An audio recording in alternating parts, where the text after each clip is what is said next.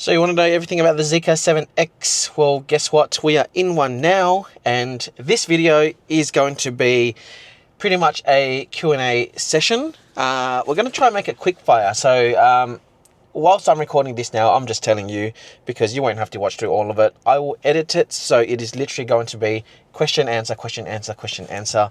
The purpose of this video is really more to be informative to you, or to whether you've ordered a car, and if you have, congratulations, or if you're interested in the car, then something you may just want to know. Now, the spec that I'm in is the top spec. It is in forest green, and it is performance spec. And the other thing I want to call out is in relation to the software. This is currently running Zeekr's OS 2.0 in terms of software. I couldn't find any other like minor versions like .2, .3 or anything like that. So yeah, just be aware that at time of recording, this is currently 12th of October 2025, and the car is running Zeekr OS 2.0. So the only thing I ask of you is, because I'm going to spend a lot of effort stitching all of this, is if you do enjoy this video, please make sure you give the video a like, share it with anyone else you think is going to be interested, and yeah, just stay tuned for more. Feel free to subscribe as well if you enjoy my content, and let's jump straight to it. Okay, are the seats comfortable? Yes, they are. Do they hug around you a lot, or is it more of a luxury feel, or is it just more flat and non-supportive? So I can tell you that on the sides of me over here, hopefully you can see that it's just touching me on the side over here, and same with on this side down here. The bolsters are not adjustable at all, but you do have quite a few things you can change on the car. So let me actually get out of the car to show you what I mean.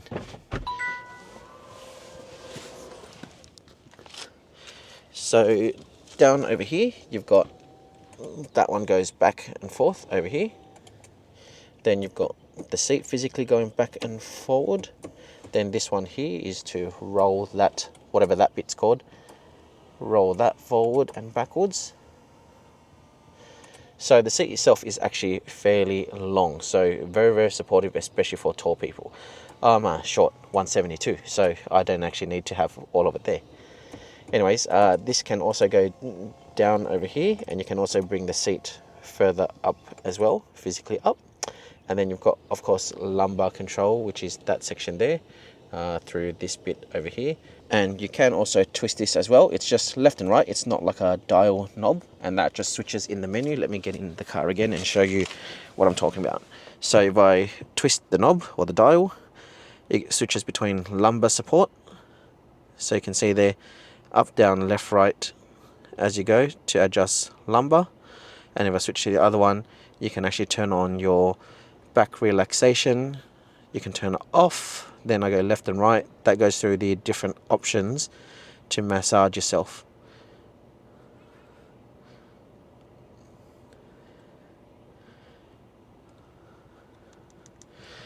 And also, what do the seats look like? I should have shown you that. So these are the front seats. Excuse the bag on the other side, but the main difference between the two driver and passenger seats is this one here has speakers built into here for more immersive audio, and also for when you're taking phone calls, and I can confirm that works really, really well. Then for the rear, so we'll close that, open the rear. So that's what the rear looks like. Just remember, this top spec is Napa leather, and so what that means is it's much softer material. I mean, I usually have a blocked nose, but I don't think I can smell the leather.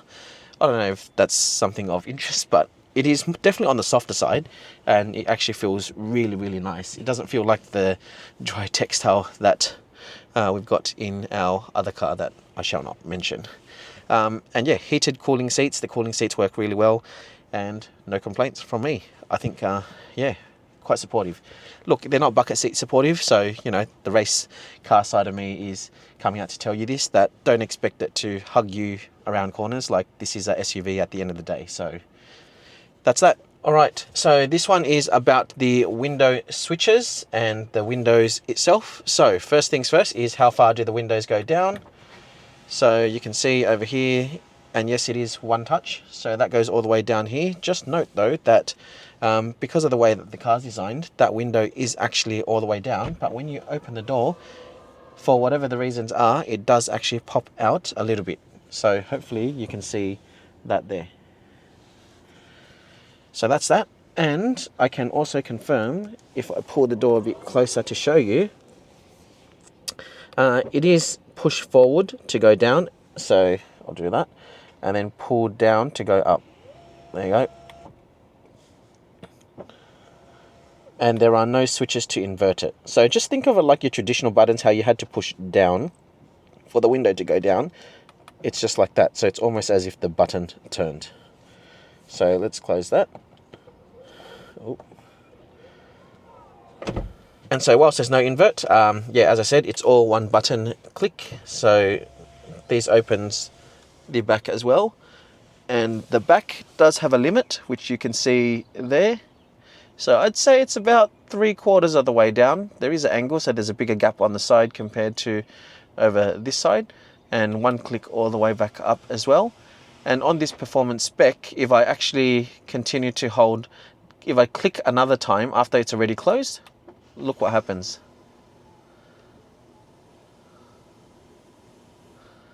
How cool is that?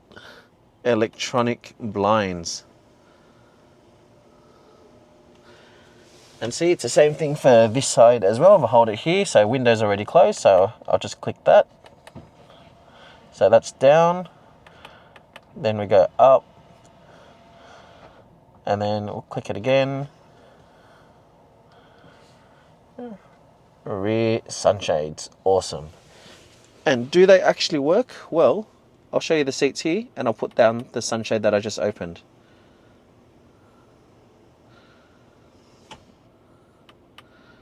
See that?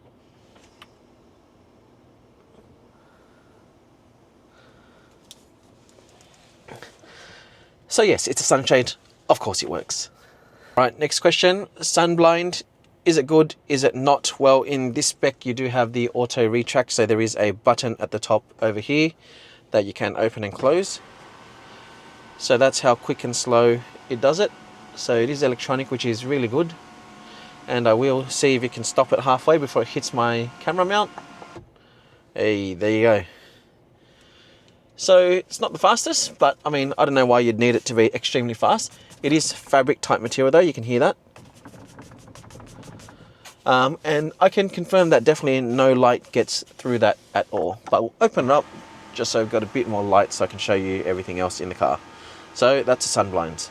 All right, next question. What can you see on the dash screen over here? Not the heads-up display, the actual front dash. So let's flip this one around.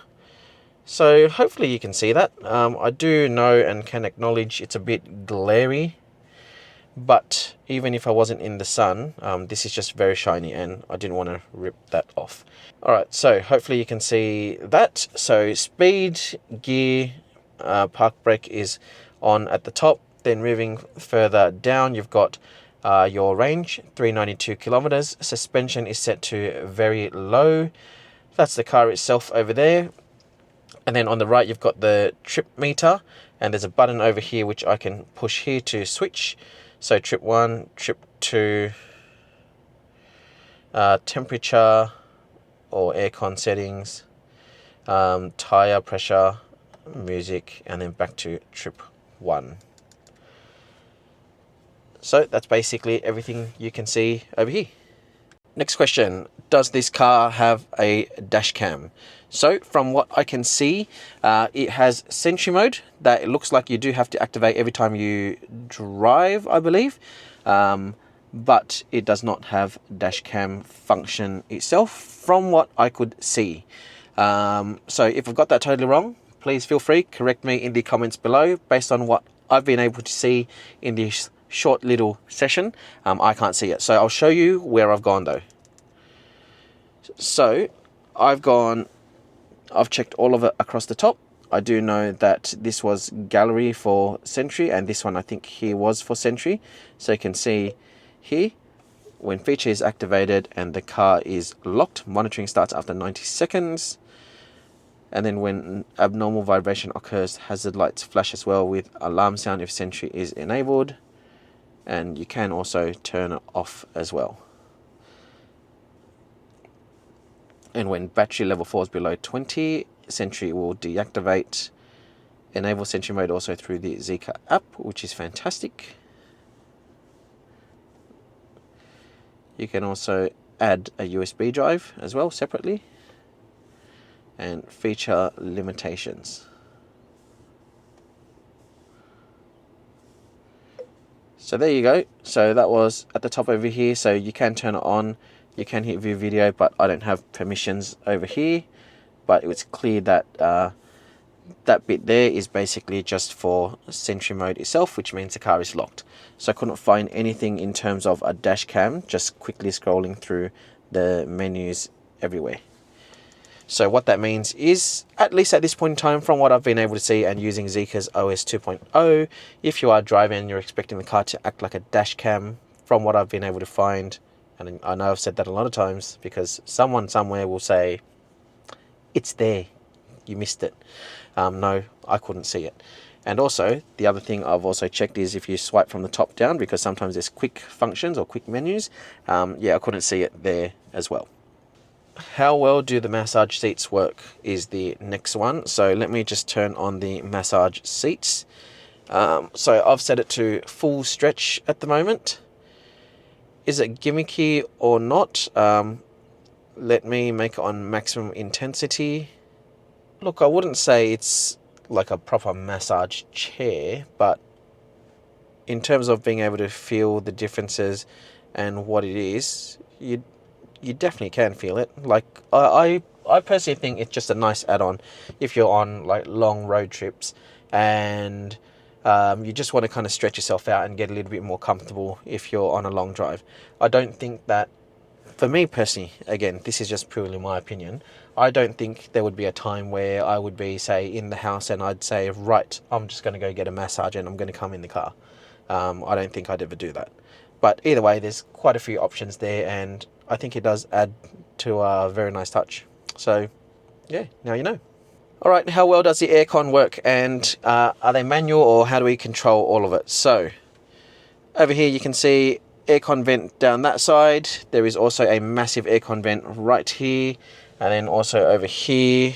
I don't know if there's aircon vents anywhere else from what I could see, but main controls are over here. So you've got your climate control functions here, the fan here, so this is for all your current ones, so you can see that's where all the vents are. You can touch it here, up, down, so you could adjust the left one, you could adjust the right one, you've got a center one, and you can only double tap, which turns it off. Oh, there we go. So double tap each side, that turns that off. And double tap that air vent. Let's see if we can turn that off. Yeah. Alright, so there you go. So you can double tap to turn these off. And you can adjust them up, down as you need.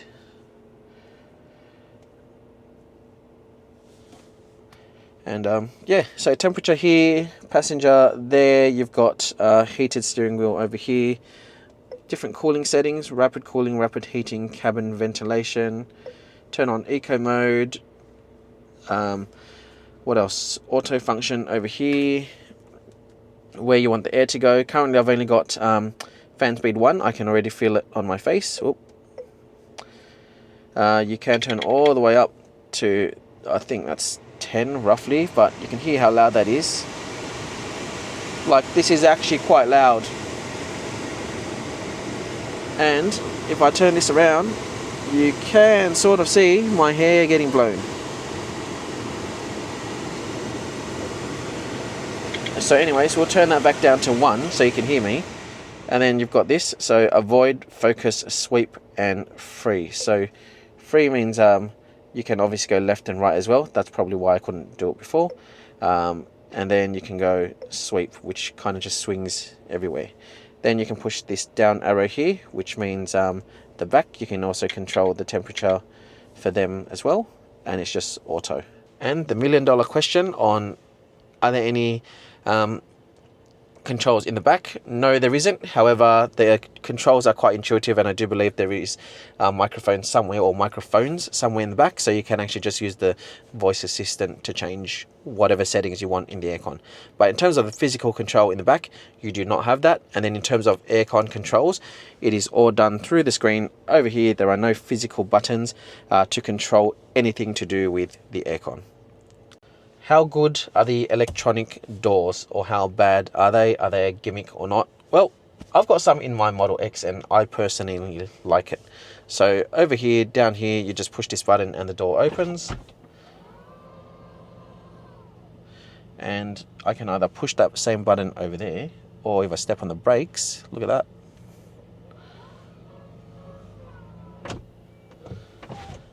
Very, very convenient. Now, I actually don't know whether or not I could open it through here, so let's actually have a look. No, looks like we could open windows. It doesn't look like we can open doors. What's this one? No, that's a sunshade. So, no, does not look like you could open doors electronically through here. You can do quite a few other functions, like opening your windows and side mirrors and everything, but you cannot do that for the door. And then in terms of the outside, it's just buttons to open them. So I'll show you again. That's one button up over here, and then the other button is right here.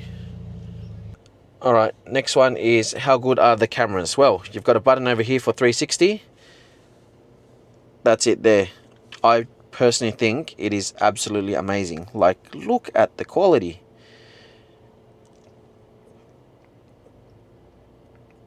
Look at that. You can literally see the gravel. So that's obviously front over here, so you don't gutter rash your wheels. If you switch to rear, you've got that as well. So very, very good, very easy for parking. Love it. And then it maintains your top-down view over here as well. And you can shrink that to bring it just over there. I don't know why you would, but either way, you've got that. Then you've got 3D. And then you've got just the wheel hub, which also does front and back as well at the same time. So I think going through tight spots, this is the winner of the view in my eyes. Alright, next question. How is the key? Well, this is the same key in the Zeekr X, which is this square type shape. Look, for me, I don't think it's the most functional, because there's nothing I can hook this onto, so I just got to keep it in my pocket. You've got lock, unlock, open the boot, and open the frunk. That's literally all you have. Doesn't look like there's any other additional buttons to control the car, to do like a remote drive forward or backwards. So I can't really comment on that, but that's basically what the remote looks like. Is there app access? Yes, there is app access. So when you buy the car, in order to have app access, you cannot register it yourself through anything to do with the car, like within the car menus. It does have to be done through Zeekr head office or HQ, as a part of, I think, attaching the VIN number to the user and the email and whatnot, and then you have access. And you've got additional functions from there. I do not have any access to that, so I can't comment more, but I do know that they do have an app that can also act as a key, so you don't need to carry the key fob around. Are there any shortcuts for the car? Yes, there is, or there's actually 2 shortcuts that you can enable. And so you've got this one here, and you've got this one over here. So if you hold it down, it actually takes you to the screen to adjust. So you can see over here, switch audio source, amplifier, external announcement, auto parking, mute sound, switch acceleration mode. And then if I hold this one down here, auto parking, adjust suspension height, rear row monitoring, switch AC circulation mode, close front passenger door. That's cool. And yeah, that's pretty much everything you've got there. Realistically, how well do the auto doors work in terms of sensors next to cars? Well, just watch this video overlay. I can confirm it works very, very well. So this is the Zeekr 7X Performance. Let me show you how good or bad these door sensors are. So here we go, it's pretty decent sized space. Only opens that much, and then you can manually open that. And if you want to close, you can close manually, otherwise you push that button there. And then let me just zoom out and I will show you this side as well. So there you go. No hit. Pretty good. And if I stand right here in front of it as well. Right there. There you go. Not bad, eh? There's a camera in the back behind the driver, right here, that you can actually close and open. What is that for? So there is a rear view monitoring system on this car for the back. I've actually just got it set up as a shortcut because I don't know specifically where you can access that and I don't remember. So if you click that, you'll see it's popped up over here. So you can move that around if you want. And is it clear? Yeah, it's pretty good.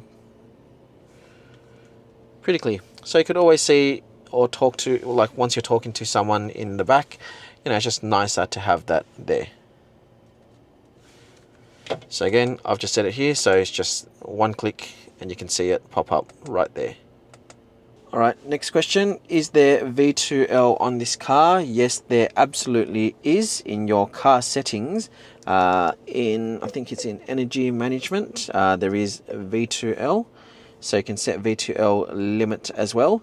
Now, in terms of V2L for this car, it's not that it's an internal AC port. It's the adapter that you need to get to plug into the actual charging port to then power things for the car. So yes, there is V2L, and from memory, it's about 3.3 kilowatts. Feel free to correct me if I've got that totally wrong. But there is V2L on the car, so you can use that, especially if you go camping and whatnot. Next thing, being an all-wheel drive car, can you switch it to just rear-wheel drive for the ones that want to have even more fun? No, you can't. You do have just options to switch from acceleration, regen brake, steering mode, air suspension, height adjustment, damping mode, suspension for easy access, auto hold, snow mode, and a couple of other things. But in terms of switching to rear-wheel drive, no. That's pretty much all the settings from the performance side of things. With this car, how can you adjust the suspension? Well, in the boot, you've got an easy access to make the rear raise and lower itself to load stuff in the boot. Then in the car itself, you've got a couple of suspension settings. So down over here, hopefully you can see right there, always tells you the status of the suspension, which currently shows as low. Over here, you can also adjust all of it here. You can't do very low because I have since then found out, since I've picked it up, that that's really just for when you do easy exit, so that the car goes very low, and also for when you're on the highway. Otherwise, you've got low, standard, high, and very high. So if you push that, you can definitely see and feel the car raise itself as well. So it's all pretty cool. Got to add this one in. How does the car drive? So overall, in the soft settings, it's as expected, very, very light, to the point that you can just like use a couple of fingers to even steer the car. Sport is still quite light. It's not extremely heavy.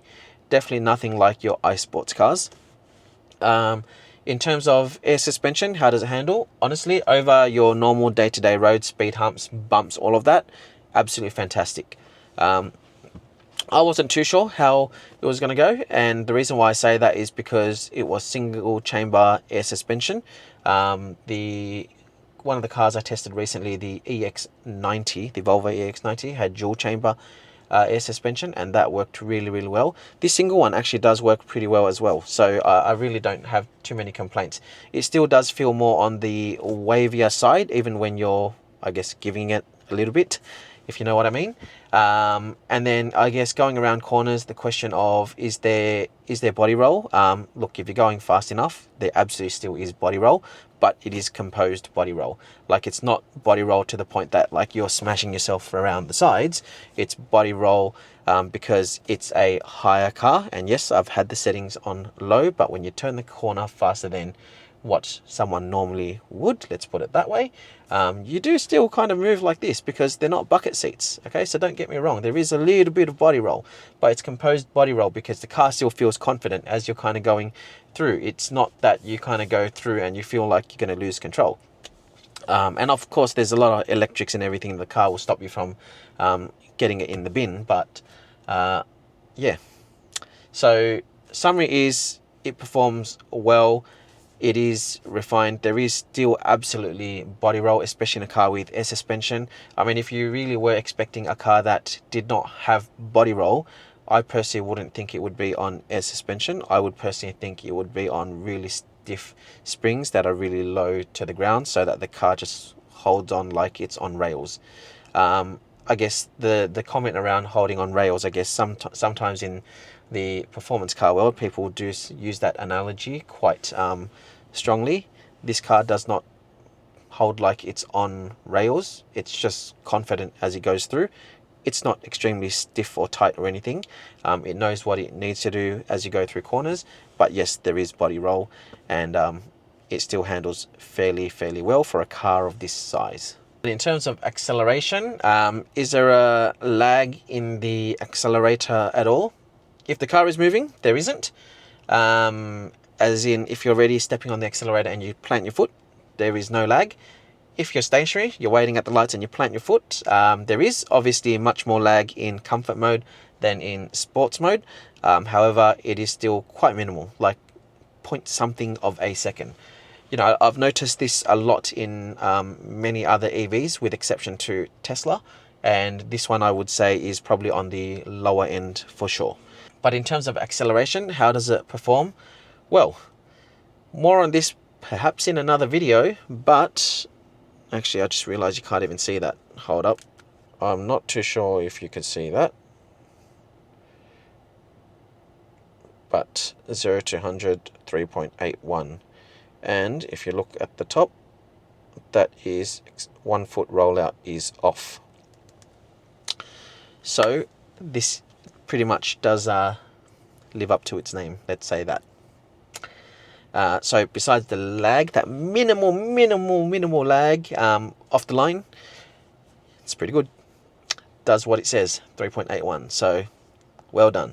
Is there a blind spot indicator for the car? So when you're indicating, like in some cars, you'll see it pop up on either a screen, like in your little dash display in the front, like over here or over here when you indicate. No, there isn't. So when you are indicating, if you indicate, do just a soft touch, that does a few times, you see nothing over here. So I'll just go back to the main menu. So you don't see anything over here. When you pull it hard, you do see that on low speeds, you do get this top-down view. So unfortunately, it isn't more from the blind spot side per se. So you don't get to see who's like back that way if you're trying to merge left or merge right to that side. But where this is good is actually if you're pulling into, I'll just turn the indicator off. Where that is good is basically if you are indicating and you're turning into your premises, or you're turning into, say, a business, or you're turning into the shops and it's really tight, that view helps you a lot. Having said that, though, I would still prefer that you had the blind spot indicators, because you could always just push this button to bring up the full screen 360 as you're navigating through that tight spot. Either way, just wanted to show you confirmation that you don't have the blind spot side cameras, but you do have the 360 one that does pop up. The indicator volume is too high. Well, guess what? Let me turn that off. Listen to this now. Much better, right? I found the settings. Here you go. So in your sound settings, system settings, set it to low. It's still decent. See, that's way too loud for my liking. Low. You're welcome. How big is the frunk in the 7X Performance? Well, let me show you. So there you have it. It is gas struts, by the way, so where's the camera? There it is, gas struts, so you don't have to worry about holding anything. So here you go, that's the size of it. So I presume you could put charging cables and whatnot. I wouldn't put groceries here myself. It's definitely not, I guess, it looks like it's totally sealed off, but it doesn't look like there's any airflow that does come through down here, so definitely wouldn't put groceries through there. But storage stuff, yeah, totally, I'd do it. What's a service cost like for this car? So, I'll see if I can put it up on screen here to the side of me, but I'll read it out here. So, first year, which is optional, is for free. Don't know why you'd decline that, but 20,000 kilometers. Then, so basically it's every 20,000 kilometers. So at 40,000 kilometers, second year is recommended, $605. Third year, 60,000 kilometers, which is optional, for $330. Fourth year is the recommended, which is $1,150 at 80,000 Ks. And at 100,000 kilometers, fifth year, which is optional, is $330. So, let's see, there's a table as well, which I will see if I can put up on screen for you as well, just telling you what it covers. So the 20,000 kilometer one is AC filter, 12 months, 20,000 Ks. Then the second year, which is the recommended one at $605, it's the AC filter, brake fluid, and also lubricant or reducer for 40,000 Ks. Then at the 60, it's just the AC filter. At 80,000 kilometers, it's coolant, brake fluid, lubricant of reducer, AC filter, and then the fifth year is also AC filter. So basically, the summary is, for the optional ones, it is just the AC filter, and then the rest of it is basically brake fluid and lubricant of reducer, and then at 80,000 kilometers, it's also the coolant. So hopefully that gives you clarity. And you know what? I know a lot of people say some cars, i.e. Tesla, don't need servicing. But you know what, if you actually look at the maintenance schedule or the servicing section, there are things that you should do, i.e. replace your aircon cabin filter or do tire rotations. So it's not totally maintenance free. So I think that's probably something you need to also factor in for this car. It didn't specifically say tire rotations, but I would expect that you definitely want to do tire rotations as a part of all of that as well. Entertainment. Is there the likes of Netflix, Disney, YouTube, and all of that stuff? Well, let me show you. So the short version is not from what I could find. So over here I thought it might be an online media. So if I clicked onto that, it's actually just Spotify. Maybe there's a software update in the future. Then I thought maybe it's screencasting and you could plug your phone in for something else. So pause the screen there if you want to read that in more detail. But the long story short, it says down the bottom over here, currently only Switch is supported, i.e. Nintendo Switch, to play a game. And then I thought it might be somewhere in maybe a Zeekr store, but it looks like I really don't have access to that. So I don't know if it's a physical store to buy accessories, or if it's the store to actually download apps. I'm not too sure. So either way, from here, it doesn't look like there is anything to do with online infotainment type stuff. Can this car auto park? So we'll put it into D, okay, and then we'll turn on auto park. So it says to drive, to look for space, so let's go.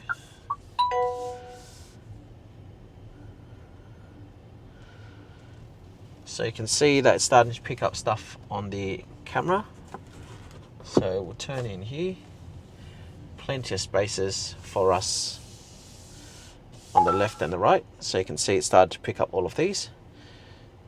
So let's just pick up, say, or come to stop first actually. So you can pick any of these. So I want to pick this one right next to me to see what it does, right? So then hit, hopefully you can see that in the camera right there. Or actually I'll lower the camera a little bit. So hopefully you can see that right there. So you just select whichever one you want. Start parking. Alright, I've got my foot on the brake, ready to slam the brakes if we need.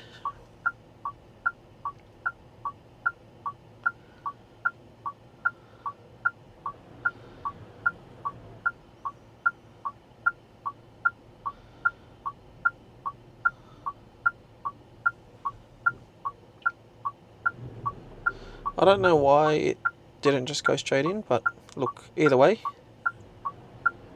better safe than sorry, I guess. So hopefully it does a good job. It is definitely a bit on the slower side, but is it doing a good job so far?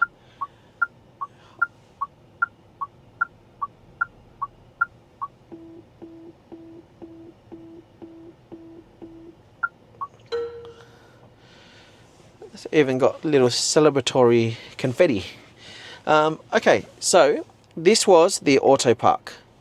So you can see that it has passed in terms of parking within the lines. It's given the passenger side a little bit more space over here, as you can see through all of here. But for me, not so much. So as a driver, I would personally say that this is not good, because I won't be able to get out if there was a car here for sure. But it has parked within the lines and it's done somewhat an okay job. So what we're going to do now is we're going to give it a round 2 test. Now just remember, software can be improved in the future, and this is just me giving it a test to see what it can do based on pretty much an empty car park. We might try park next to a car this time actually and see how we go. So I've turned this on.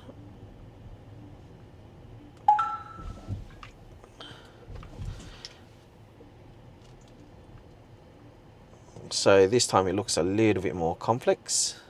So we want to park next to this car that's already here. And we go start parking. So again, I'm ready to take over and slam the brakes if I feel like we need.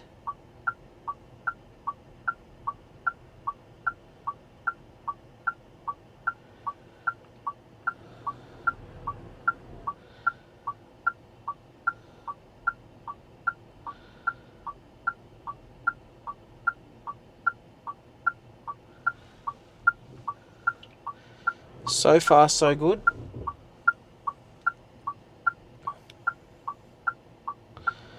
It does seem to really like the right driver's lane.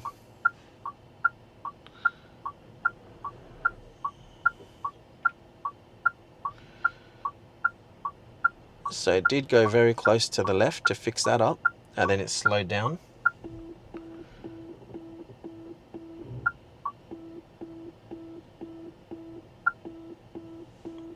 This one's actually good, or a lot better.